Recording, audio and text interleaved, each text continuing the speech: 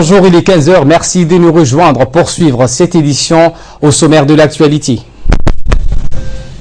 Le chef de l'État, Ismaël Marguerite, a reçu ce matin les directeurs des instituts, les instituts diplomatiques des pays membres du l'IGAD et en même temps ambassadeurs de leurs pays respectifs. C'était les titres. Merci de nous rejoindre. Mais avant cela, le président Guelleh confirme la construction prochaine d'une infrastructure militaire navale de la République populaire de Chine. Le président de la République, Ismaël Marguerite, a indiqué hier dans une interview accordée à l'agence de presse britannique Reuters que la République populaire de Chine va bientôt démarrer la construction d'une base navale ici à Djibouti. Le président Guelleh n'a toutefois pas précisé quand vont démarrer les travaux et combien d'hommes donc vont être déployés. Le président Guelleh a défendu les droits de la Chine, de la République populaire de Chine, de construire cette base qui sera la première infrastructure militaire du genre de la Chine à l'étranger. La Chine protégera donc ainsi mieux les navires marchands ou les bateaux pétroliers battant pavillon chinois qui passent dans la sous-région. Le trafic maritime international sera mieux défendu ainsi. La Chine a voulu tirer profit du positionnement géostratégique de la République de Djibouti qui se situe à l'entrée de la mer Rouge, du golfe d'Aden et débouchant ainsi sur le canal du Suez. Notre pays accueille déjà donc des infrastructures militaires d'autres pays, dans les États-Unis et la France. C'est ce qu'a souligné le président Guelleh. La Chine avait déjà annoncé son intention de créer une base de soutien logistique de sa force navale, ce qui vient d'être donc confirmé par le président Guelleh dans cette interview. Djibouti est un point important, un point de concentration de la flotte de guerre de plusieurs pays participant à la lutte contre la piraterie maritime, comme c'est le cas de la mission Atalante. Interrogé par la presse internationale lors de sa participation du 26e sommet de l'Union africaine à Addis Abeba, que la Chine populaire a le droit de défendre ses intérêts tout autant que n'importe quel autre pays du monde. Le président Guelleh a en outre précisé que Djibouti ambitionne d'être le Singapour de la région. Nous avons, a-t-il dit, énormément investi sur nos infrastructures pour être une place financière, commerciale et logistique de renommée. Quelques 12,4 milliards de dollars ont été investis pour ce faire. Cet investissement a été en partie facilité par des crédits de la Chine populaire, principalement ici à Djibouti. Nos ambitions sont légitimes, a déclaré le président Guelleh, ce qui va nous aider à réduire fortement l'impact du chômage. Les investissements chinois à Djibouti sont colossaux, a soutenu le président Guelleh. Le président Ismaël Marguerite a enfin souligné qu'il peut comprendre les inquiétudes de certains pays occidentaux, mais celles-ci ne sont pas justifiées, d'autant que ces pays bénéficient eux-mêmes des facilités logistiques, d'avitaillement et d'approvisionnement de navires de guerre. Fin de citation. Le président donc a enfin évoqué, je vais revenir sur ces projets en cours de réalisation dans cette intervention. Autre actualité de ce 15 h, le président de la République a reçu ce matin les directeurs des instituts diplomatiques des pays membres du l'IGAD et en même temps donc ambassadeurs de leurs pays respectifs. Au cours de cette rencontre avec le chef de l'État, il a été question du processus d'intégration économique régionale, la question sécuritaire et le changement climatique qui a un impact considérable sur la sous-région. Le président a encouragé les diplomates de prendre en charge les questions d'ordre économique en priorité durant ces 2 jours des travaux, mais aussi d'autres recommandations ont été faites à leur égard. La délégation a été introduite auprès du chef de l'État par le ministre des Affaires étrangères et de la coopération internationale, Mahmoud Ali Youssouf. Monsieur Segab Kebebe, directeur de l'Institut diplomatique d'Addis Abeba, et le directeur de l'Institut diplomatique kényan se sont tous deux réjouis de cet honneur d'être reçus par le chef de l'État, Ismaël Marguerite. Ils ont indiqué que durant ces 2 jours de travaux ici à Djibouti, nous travaillerons d'arrache-pied sur des questions d'intérêt commun entre les pays membres du l'IGAD et ce sans relâche. Pour sa part, le directeur de l'Institut diplomatique djiboutien a mis l'accent sur la place importante que la République de Djibouti entend entreprendre dans le processus d'intégration économique régionale. Il a affirmé qu'aujourd'hui, il est temps de relever ce défi. Je vous propose de l'écouter. Le président de la République vient de recevoir le directeur des instituts diplomatiques de l'IGAD, qui sont des ambassadeurs. Donc il a reçu parce que notre région confronte une situation difficile dans le domaine économique. Nous sommes en train de faire des progrès dans les domaines de paix et de sécurité. Maintenant, l'IGAD, qui est la région un peu la plus en retard par rapport aux autres régions du continent, est en train de refaire surface, de s'organiser pour travailler dans les processus d'intégration économique régionale. Donc les présidents nous ont encouragés de prendre en charge les questions économiques, intégration régionale en priorité, et nous a donné un certain nombre de directives parce que nous aurons 2 jours à travailler ici à l'Institut des études diplomatiques pour mettre en place un plan d'action. Donc le ministre des Affaires étrangères l'avait auparavant donc présidé une conférence, une cérémonie de lancement de nos travaux. Il nous a donné un certain nombre de recommandations qui sera mise en œuvre et inclus dans le plan d'action. Donc maintenant, l'Institut des études diplomatiques, qui a été inauguré par le président de la République en 2014, est en train de prendre le leadership en matière de formation diplomatique et d'intégration régionale au niveau des l'IGAD. Aujourd'hui, c'est les résultats des efforts qui ont été fournis pendant 1 an et demi, et nous sommes vraiment très contents que Djibouti donc abrite aujourd'hui cette rencontre. Vous savez que nos diplomates ne sont pas préparés à prendre en charge des questions techniques économiques. Donc quand on va dans l'intégration, dans les processus d'intégration économique régionale, il y aura la mise en place des free trade areas, c'est-à-dire des zones de libre-échange. Ces zones de libre-échange doivent être protégées parce qu'il y aura des questions d'accès de marché, il y a question de règles d'origine, il y a d'autres dimensions qui interviennent dans ce marché. Et si les diplomates ne maîtrisent pas ces questions techniques, c'est très important, nous ne pouvons pas donc protéger nos intérêts économiques. Et voilà qui nous ramène de parler de cette première conférence régionale des directeurs des académies diplomatiques des pays de l'IGAD qui a été inaugurée ce matin par le ministre des Affaires étrangères, Mahmoud Ali Youssouf, à l'Institut des études diplomatiques de Djibouti. Et ce, en présence de l'ambassadeur de l'Union européenne à Djibouti, M. Joseph Silva, le secrétaire exécutif de l'IGAD, Mahboub Ma'alim, et la représentante résidente du programme des Nations Unies pour le développement, Madame Valérie Cliff.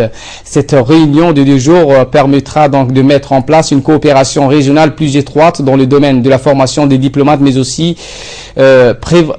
parler de l'enveloppe régionale pour l'Union africaine et la région de l'IGAD pour la période 2014-2020 qui pourrait soutenir cette initiative avec une valeur estimée à 80 millions d'euros. Rappelons que l'IGAD vient de célébrer son 30e anniversaire et travaille d'arrache-pied et étroitement avec l'Union européenne dans de nombreux domaines tels que la prévention des conflits, la résilience et l'exploitation des ressources naturelles.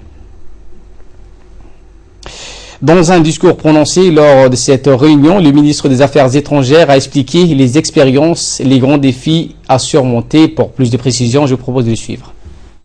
Permettez-moi de vous souhaiter à tous la bienvenue à l'Institut des études diplomatiques pour cette réunion où nous avons l'honneur de vous accueillir.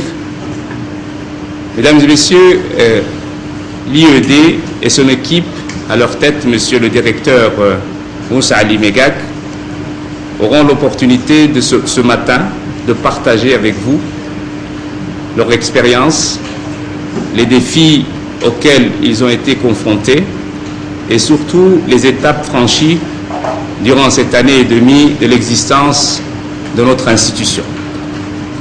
Mais il s'agira d'abord d'apprendre de l'expérience des instituts de la région qui sont plus accomplis et plus anciens dans ce domaine. It's not working. No, it's not working. It's working now. Okay. Mais il s'agira donc d'apprendre de l'expérience des instituts de la région qui sont plus accomplis et plus anciens. Toujours est-il que nos institutions de recherche, de formation, et des études diplomatiques représentent les outils et les instruments d'une diplomatie qui se veut moderne et en phase avec les grands défis de notre époque.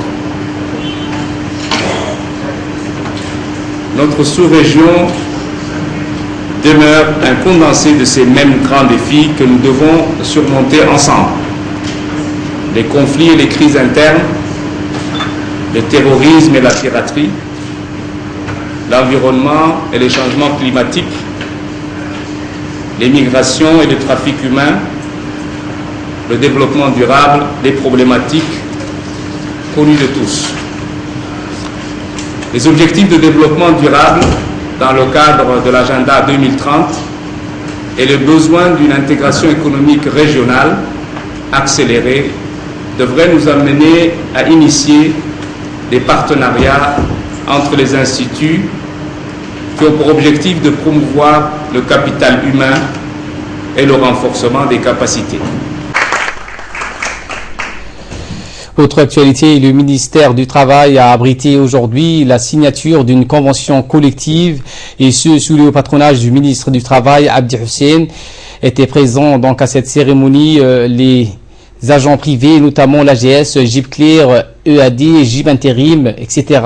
et les syndicats des travailleurs. Cette convention collective qui vise donc à améliorer les rapports de travail entre les agences privées d'emploi et les travailleurs qu'ils emploient dans le but de mettre à disposition des entreprises utilisatrices complètes en la matière les dispositions du Code de travail portant donc le décret numéro 2004-54 du ministère. La mise en application de cette convention collective permettra donc d'allonger la durée du travail afin de sortir les ménages de la précarité. Une convention attendue depuis quelques années qui mettra fin à la précarité des employés djiboutiens qui travaillent pour le compte des APE. Et aujourd'hui, je pense que c'est un grand jour, aussi bien pour les employeurs que pour les employés, et aussi pour l'administration qui sera aujourd'hui aussi déchargée de toutes ces doléances qui n'arrêtent pas d'en finir. Et moi, je ne peux dire que bravo aux gens qui ont affiné cette convention vraiment qui fait avancer les droits des Djiboutiens, les droits des travailleurs djiboutiens, et surtout au ministre qui a tant travaillé pour qu'aujourd'hui la convention soit signée de toutes les parties. Voilà. Donc je dis bon courage pour la suite et encore merci. Et pour plus ample explication, écoutez le ministre du Travail chargé de la réforme de l'administration, M. Abdi Hussein Ahmed. Cela fait au moins 3 ans que nous avons préparé cette convention, que certains salariés de ce secteur n'arrêtaient pas de nous relancer pour mettre fin à cette injustice, puisque cela les mettait dans une précarité, Hussein vient de le dire. Cela ne leur donne pas droit à contracter des prêts, cela ne leur donne pas droit à une reconnaissance même de la société. Aujourd'hui, c'est près de 40 000 personnes qui sont concernées, puisque je vous rappelle qu'au moins 6 000 travailleurs travaillent avec ces agences privées d'emploi. C'est une injustice qui vient de terminer, c'est un grand jour, et nous pensons que cette politique qui a été édictée par le président de la République, son Excellence Mohamed Merguele, qui était à chaque fois d'aider les plus démunis parmi nous. Vous l'avez vu au mois de décembre, un certain nombre de mesures avaient concerné les retraités. Il en sera de même pour les retraités militaires, pour lesquels nous sommes en train de faire des projets pour que leurs droits donc à ne plus avoir des régimes de 10% de retenue soient supprimés. Aujourd'hui, c'est au tour de ces travailleurs des agences privées d'emploi d'être aidés, de faire en sorte que leur projet soit soutenu, qu'ils soient employés en tant que contrat à durée indéterminée. Et nous pensons que c'est un début, qu'à chaque fois, nous allons améliorer la situation et le sort de plus vulnérables parmi nous. Santé cette fois, où le ministre de la Santé, Dr Kassim Issa Ousmane, a tenu donc hier dans son bureau une réunion d'information sur l'apparition du virus Zika en Amérique latine et le partage des recommandations de l'Organisation mondiale de la santé à suivre en matière de prévention. L'objectif donc de cette réunion présidée par le ministre de la Santé était d'être au même niveau d'information sur l'apparition de ce nouveau virus Zika qui sévit actuellement en Amérique latine et dans quelques pays d'Afrique. Il est important, a-t-il dit, que tous les intervenants interagissent ensemble en se partageant les informations futures de l'évolution de cette épidémie. Même si actuellement ce virus Zika est loin de la République de Djibouti, il est toutefois important que les contrôles continuent au niveau des ports d'entrée du pays, à savoir l'aéroport et le port de Djibouti, cela en raison de la mondialisation et des flux de marchandises et d'êtres humains. Et le sujet donc magazine de ce mercredi, c'est cette femme, conductrice de camionnettes sur les routes caillouteuses. Depuis 1999, la politique de promotion du genre initiée par le chef de l'État a eu un impact très positif sur les femmes qui occupent tous les postes de l'administration. Certains ont des postes politiques au sein du gouvernement, de l'Assemblée à la magistrature et même dans le secteur privé, les femmes sont très active. Cet engagement donc a fait des émules auprès de certaines femmes, même dans les zones rurales où nous avons croisé une jeune conductrice d'une camionnette sur des routes caillouteuses. C'est à la ville blanche, donc la région de Tadjoura. Elle est devenue une fierté pour ses parents, une source d'admiration, j'y arrive, et d'exemple donc pour ses camarades et un symbole fort donc de la promotion du genre et de l'égalité entre le sexe homme-femme. Le portrait de cette femme dans ce magazine préparé par Yousfa Abdallah sur les images de Saïd Dimbio, commenté par Nagat Fouad. Les femmes conduisent les voitures, mais principalement en ville. Mais il est rare de croiser une conductrice de camionnette dans les zones rurales, surtout sur les routes difficiles de Tadjoura, Dora, Bal'ou. La jeune conductrice de camionnette que notre collègue de Tadjoura, Dimbio, a croisée s'appelle Halima Youssouf Ali. Elle est née en 1996 à Dora. Actuellement, étudiante au lycée de Tadjoura, Halima est une sportive et elle est sélectionnée dans l'équipe de handball de sa région. À première vue, c'est une fille comme les autres. Elle a l'air un peu timide, mais très vigilante lorsqu'elle conduit sa camionnette sur la route de Tadjoura, Dora, et même jusqu'à Moussa Ali.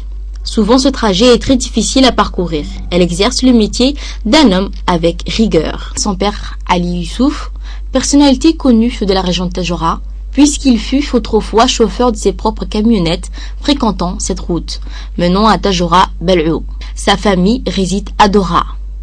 Halimo a obtenu son permis de conduire l'année dernière.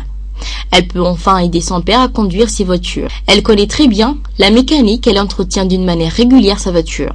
Halima me soutient beaucoup. Des fois, elle m'accompagne. Parfois, elle fait le trajet toute seule, précise-t-il. Je suis fier d'elle puisque c'est la première fille à conduire dans ce secteur de Dora. C'est une avancée majeure pour les femmes tadjouriennes et surtout pour les femmes de Dora. Halimo est un exemple pour les jeunes filles de son âge et c'est une première pour les femmes de notre région qui sont prêtes à exercer tous les métiers, ajoute-t-il. Ceci est le résultat de la politique de promotion du genre initiée par le président de la République depuis son élection à la magistrature suprême, a conclu son père. C'est la première conductrice de Dora et c'est une nouveauté pour nous parce que les femmes ici sont toutes à la maison ou en train de garder leur bétail le plus souvent. Halimo est confiante puisqu'elle a acquis de rudiments de mécanique. Elle ne démarre jamais sa voiture sans avoir au préalable vérifié le moteur. À un contrôle de la gendarmerie, elle montre fièrement son permis et ses papiers de véhicule.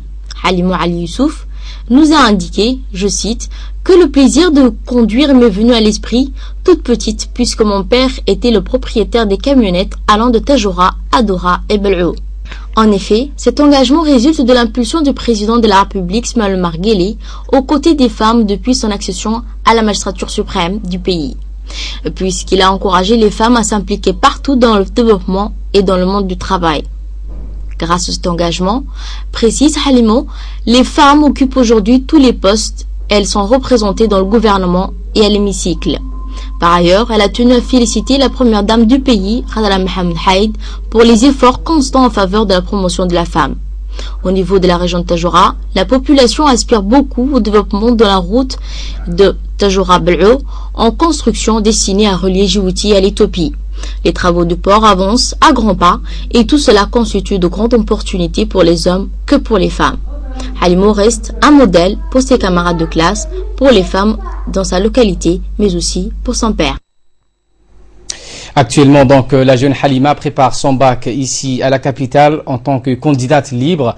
Pour autant, donc, elle n'a pas oublié sa région natale et effectue des visites fréquentes à Tadjoura et Dora pour venir en aide à sa famille.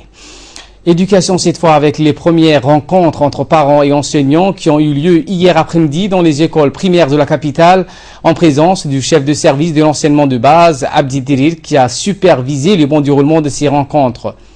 Ces rencontres interviennent à la fin du second trimestre de l'année scolaire qui est l'occasion des remises des bulletins scolaires aux parents d'élèves. C'est donc un moment privilégié où les enseignants trouvent le temps d'éclairer les parents sur la scolarité et le travail de leurs enfants, mais aussi l'occasion pour les parents de nouer des contacts réguliers avec les enseignants pour assurer ainsi le suivi de leurs enfants, tant du point de vue de la régularité, le sérieux et l'assiduité qu'ils mettent dans leur travail scolaire. Il s'agit donc d'un exercice de suivi très prisé autant par les parents que des professeurs qui y trouvent un intérêt mutuellement bénéfique. Hier, les parents ont pu trouver des réponses à leurs interrogations sur l'ensemble des sujets en lien avec la scolarité de leurs enfants. Au cours de cette rencontre, les enseignants ont pu leur donner entière satisfaction sur les forces et les faiblesses de leurs élèves et les solutions à envisager, une rapide rémédiation pour une réussite scolaire de leur fils ou de leur fille.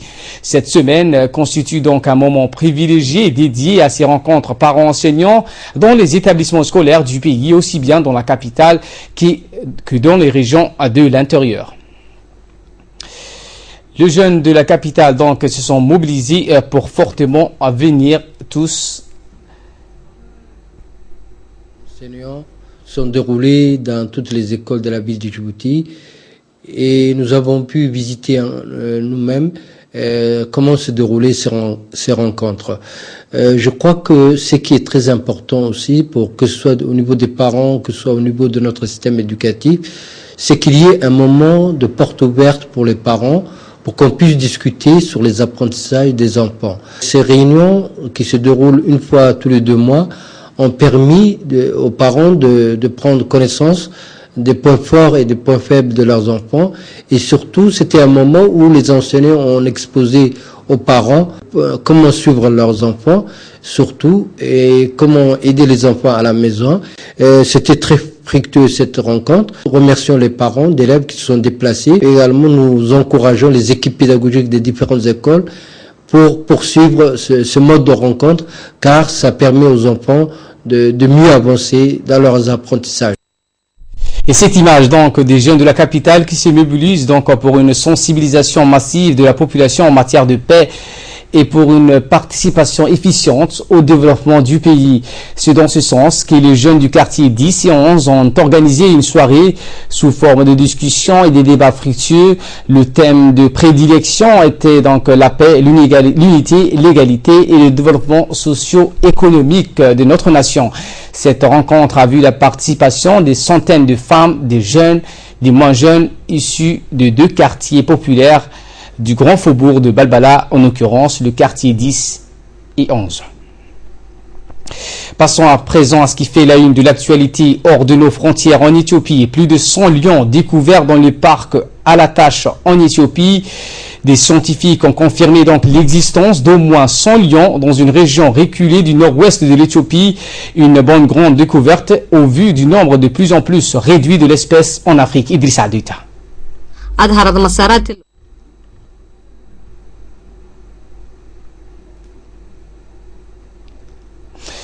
Nous revenons donc sur cette information où l'Éthiopie a donc des scientifiques ont découvert qu'au moins 100 lions existent dans une région reculée de l'Éthiopie, au nord-ouest de l'Éthiopie. Une bonne grande découverte donc au vu du nombre de plus en plus réduit de cette espèce en Afrique.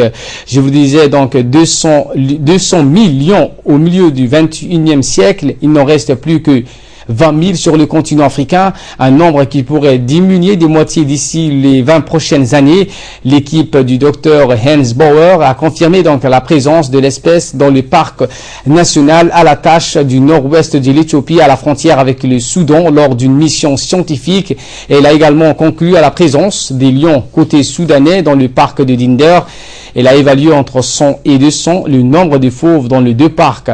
La Bonfree Foundation, spécialisée dans la protection de la faune, qui a fait donc l'annonce hier, a également fait état de nombreuses empreintes relevées par les scientifiques. Ces derniers sont parvenus à capturer des images de lions prisés par des appareils, donc munis des appareils de capteurs et de mouvements, et donc ils ont disséminé dans les parcs éthiopiens. C'est la toute première fois qui confirmait la présence de ces lions dans cette zone censée avoir perdu tous les fauves au XXe siècle du fait de l'action de l'homme. Et à Genève, donc, l'opposition syrienne annule sa réunion avec l'émissaire de l'Organisation des Nations Unies, alors que le début des négociations entre régime et opposition syrienne était annoncé pour mardi. L'opposition a annulé sa réunion avec l'émissaire de l'Organisation des Nations Unies, notamment en raison des opérations des forces syriennes et russes autour d'Alep. Idrissa Deta. L'émissaire de l'ONU pour la Syrie, Stéphane de Mistura, a annoncé mardi 10 février que les négociations indirectes entre régime et opposition syrienne commenceraient dans l'après-midi. Mais à la mi-journée, la délégation de l'opposition a fait savoir qu'elle a annulé sa réunion avec lui, protestant ainsi contre l'aggravation de la situation en Syrie. Il n'y a pas de rencontre avec l'émissaire Stéphane de Mistura, a déclaré la presse Farah Attassi, membre de la délégation de l'opposition. Nous avons présenté nos exigences. Il n'y a aucune raison de répéter la même chose avec M. de Mistura. Une porte-parole de l'ONU a confirmé que la réunion prévue mardi en fin d'après-midi avait été annulée. Le Haut Comité des négociations, coalition d'opposants au régime de Bachar al-Assad, a eu sa première réunion officielle lundi au Palais des Nations de Genève avec l'émissaire de l'ONU. Il devait s'entretenir à nouveau mardi en fin d'après-midi avec M. de Mistura, qui a rencontré dans la matinée la délégation du régime de Damas.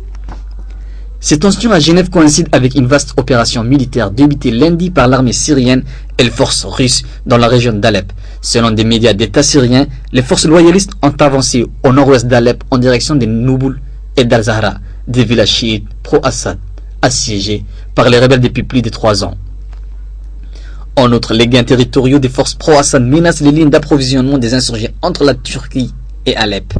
Pour l'opposition qui souligne que sa délégation n'est pas à Genève pour négocier, mais pour tester les intentions du régime, il ne peut y avoir de discussion même indirecte tant que le gouvernement syrien bombarde des secteurs civils, maintient les blocus des villes assiégées et refuse de libérer des détenus.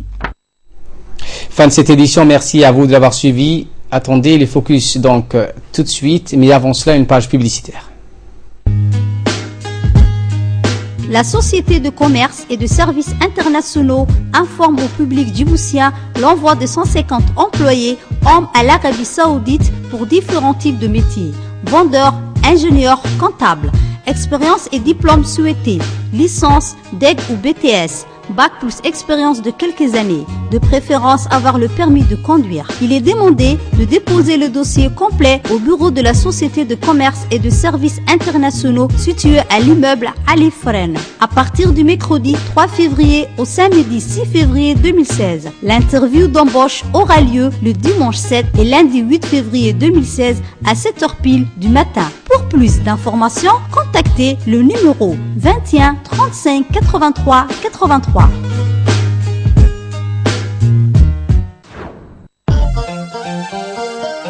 Emmanuel, ça c'est bon comme ça.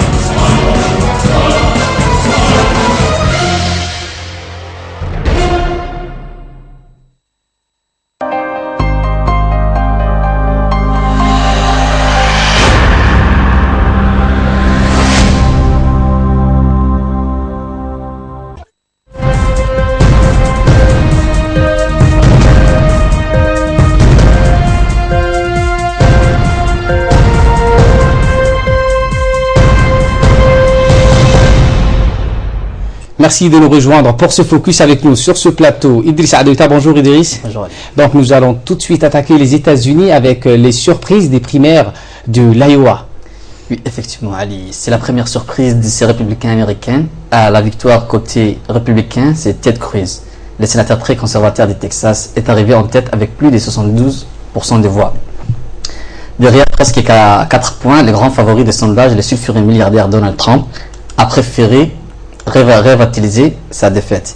Personne ne l'attendait à ce niveau. Marco Rubio, le sénateur de Floride, talonne ses deux rivaux à 44 points et suivi par son dynamisme. Dans le camp démocrate, Hillary Clinton l'emporte d'extrême justesse 8 ans après une défaite amère dans cet état de l'Iowa. La surprise des côtés, Sanders, 74 ans, lui qui représente l'aile gauche du parti, fait G égal avec Hillary Clinton. Tous les candidats ont maintenant rejoint les New Hampshire, le prochain État qui devra le départager mardi 9 février. Et la Corée du Nord, donc, qui inquiète la Chine d'un possible tir de missiles et les pays de l'Occident en l'occurrence, donc qui sont pour la politique occidentale, en l'occurrence le Japon et la Corée du Sud. Et effectivement, l'intention affichée par Pyongyang de procéder à un tir de missiles a été largement condamnée par les capitales étrangères mercredi hier. La Chine se disant inquiète. Le Japon prévoyant d'ouvrir le feu sur tout projectile qui menacerait son territoire. Quelques semaines après avoir mené son 4e essai nucléaire, le régime le plus fermé du monde a averti 3 agences de l'ONU de son intention de lancer entre le 8 et 25 février une fusée transportant un satellite. Nous exprimons nos graves inquiétudes sur ce sujet, a déclaré Lu Kang, un porte-parole du ministère chinois des Affaires étrangères, exhortant la Corée du Nord à s'abstenir d'actions qui pourraient conduire à une escalade des tensions dans la péninsule coréenne. La Corée du Nord assure que son programme spatial a des visées purement scientifiques, mais les États-Unis et leurs alliés voient ces essais de fusées comme une couverture à son programme de développement des missiles balistiques intercontinentaux. Le gouvernement sud-coréen a rappelé de son côté que l'utilisation de la technologie balistique constitue une violation des résolutions de l'ONU, avertissant que Pyongyang aura à payer les prix forts s'il mène à bien ses projets. Le Premier ministre japonais Shinzo Abe a qualifié ces projets de sérieuses provocations. Son ministère de la Défense a ordonné la destruction d'un tel missile s'il s'est confirmé qu'il tombe sur le territoire japonais. L'annonce nord-coréenne survient après des rumeurs ces derniers jours sur la préparation par Pyongyang d'un test de missiles balistiques. Elle constitue une super enchère de Pyongyang face à la communauté internationale qui tente de durcir les sanctions contre les régimes les plus isolés au monde, après son annonce le 6 janvier d'un 4e test de bombes nucléaires. On suivra donc de très près cette information. Merci donc à vous de l'avoir suivi et merci donc à vous qui nous suiviez partout dans le monde, notamment donc au Caire.